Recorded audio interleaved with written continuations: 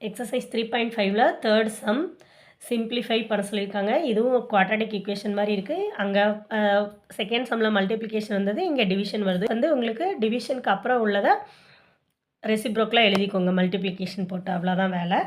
So இதை solve பண்ணிங்கன்னா உங்களுக்கு ஆன்சர் என்ன கிடைக்கும்? a + 1 2a + 3 பை இதை சால்வ் பண்ணிங்கன்னா உங்களுக்கு ஆன்சர் என்ன கிடைக்கும்? 2a + 3 a + 2. இங்கே மல்டிப்ளிகேஷன் போட்டு இதை சால்வ் பண்ணி கீழே எழுதிக்கோங்க. இதை சால்வ் பண்ணால் உங்களுக்கு ஆன்சர் என்ன கிடைக்கும்? a + 1 a + 5.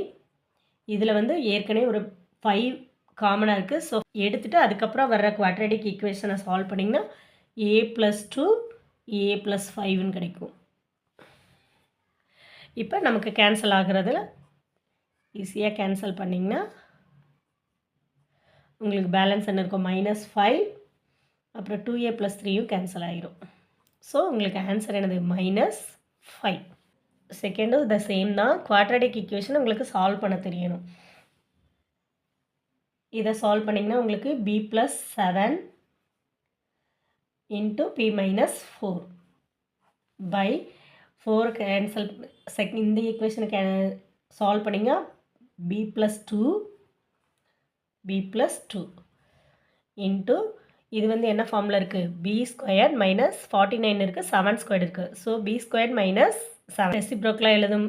மல்டிப்ளிகேஷன் போடும்போது ரெசிப்ரோக்கலாக எழுதணும். ஸோ மேலே உள்ள ஈக்குவேஷனை கீழே எழுதியாச்சு.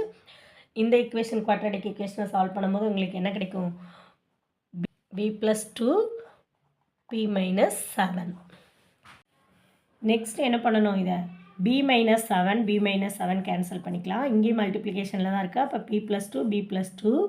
நெக்ஸ்ட் வேறு ஏதாவது கேன்சல் ஆகுமான்னு பாருங்கள். இங்கே b + 7 b + 7 இருக்குது. ஸோ உங்களோட ஆன்சர் என்னது? p - 4 b - b + 2. இதுதான் உங்களோட ஆன்சர்.